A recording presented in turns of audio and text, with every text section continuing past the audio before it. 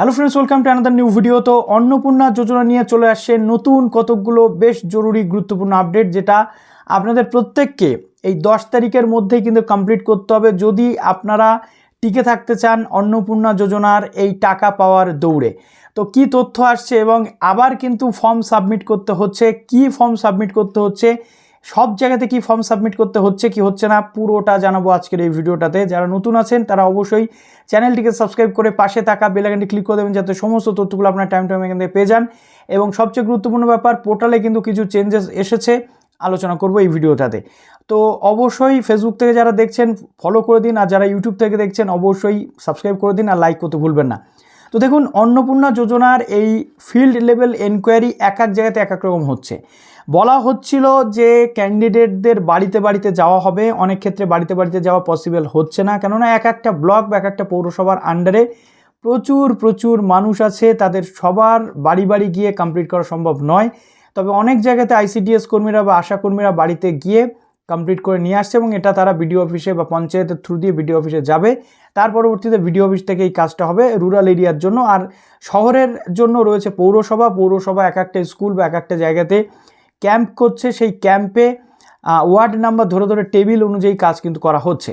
এবার ব্যাপারটা হচ্ছে কি, যে এই পৌরসভা বা বিডিও অফিস তাদের নিজস্ব সুবিধার জন্য ডেটা কালেকশনের জন্য একদম দেখুন কি করছে, সেটা হলো যে একটা ফর্ম দিচ্ছে। এই ফর্মটা কিন্তু কোনো ইউনিভার্সাল ফর্ম নয়, এই ফর্মটা এক একটা বিডিও অফিস বা এক একটা পৌরসভা তাদের নিজেদের সুবিধার জন্য নিজেরা ফরম্যাট বানিয়ে নিচ্ছে, যাতে জনগণের এই যে ডিটেলগুলোকে নিয়ে নেওয়া যায়। ওকে, যেমন আজকে আমি আপনাদের সঙ্গে শেয়ার করলাম বসিরহাট পৌরসভার একটা ফর্ম।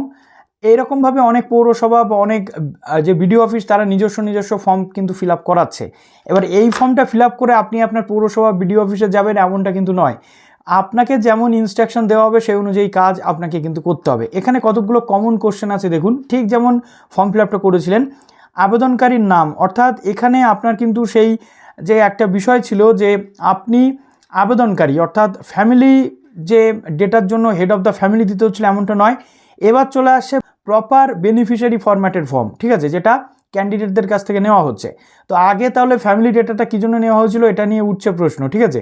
তো দেখুন, আবেদনকারীর নাম অর্থাৎ আধার নম্বর অনুযায়ী যে আবেদনকারী রয়েছে, অর্থাৎ বাড়িতে যদি 4 জন মানুষ থাকে তার মধ্যে একজন মহিলা, সে অন্নপূর্ণা যোজনা, তার নিজস্ব নাম, আধার নাম্বার, ভোটার কার্ড নাম্বার এবং ব্যাঙ্ক অ্যাকাউন্ট অনুযায়ী bank account detail, mobile number, সর্বশেষ এসআইআরে তার লিস্টে নাম আছে কিনা, অর্থাৎ সর্বশেষ এসআইআর অনুযায়ী ভোটার লিস্টে নাম আছে কিনা জিজ্ঞেস করা হচ্ছে, সিএ এর দরখাস্তকারী কিনা ক্যান্ডিডেট, তারপরে ট্রাইব্যুনালে দরখাস্তকারী কিনা, এবং আপনার পরিবার ইনকাম ট্যাক্স প্রদান করে কিনা।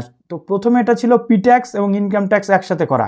পি ট্যাক্স কিন্তু সবাইকেই দিতে হয় প্রায় বলতে গেলে, যারা সরকারি কর্মচারী বা বেসরকারি। আপনার যেটা হয় যে 10,000-এর ওপরে ইনকাম থাকলেই পি ট্যাক্স দিতে হতো।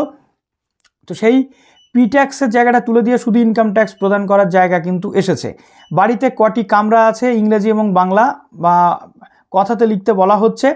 জিএসটি কেউ দিচ্ছে কিনা, থাকলে নাম্বার, আশাকর্মী বা AWA আপনি আছেন কিনা সেটা, অঙ্গনবাড়ি আছেন কিনা, ব্যাঙ্ক অ্যাকাউন্টে ডিবিটি লিঙ্ক করা আছে কিনা, এরকম কিন্তু কিছু প্রশ্ন করা হচ্ছে।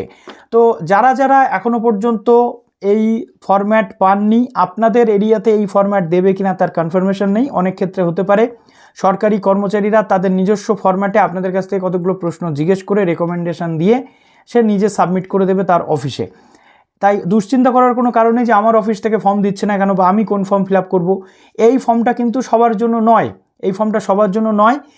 এক একটা এরিয়াতে এক এক রকম পদ্ধতিতে হচ্ছে। আপনার এরিয়াতে দেখা যাচ্ছে এই ফর্ম না অন্য ফরম্যাটের ফর্ম হতে পারে। ওকে, তো এইগুলো নিয়ে দুশ্চিন্তা করার কিছু নেই। আপনার এরিয়ার যে অথরিটি রয়েছে তারা আপনাকে যেভাবে ইনস্ট্রাকশন দেবে আপনাকে সেইভাবে কাজ করতে হবে। এবার আসি পোর্টালের কথায়। একটা ছিল সিটিজেন পোর্টাল, একটা ছিল অফিসিয়াল পোর্টাল। অফিসিয়াল পোর্টালে দুটো জিনিস অ্যাড হয়েছে, একটা হচ্ছে অপারেটর আর একটা হচ্ছে এনকোয়ারি অফিসারের জন্য একটা আলাদা ড্যাশবোর্ড। তো সেখান থেকে এনকোয়ারি অফিসার আপলোড করবেন আপনাদের পুরো ডিটেল। তো সেই একই জিনিস, একই সমস্ত ম্যাটার, সেইগুলো কিন্তু আবার পুনরায় অ্যাপ্লাই বা আবার পুনরায় আপনাকে কিন্তু সাবমিট করতে হচ্ছে এটা। আর স্ট্যাটাস কারো চেঞ্জ হচ্ছে কিনা অবশ্যই কমেন্টে জানাবেন। ভালো থাকবেন সবাই, বেস্ট অফ লাক।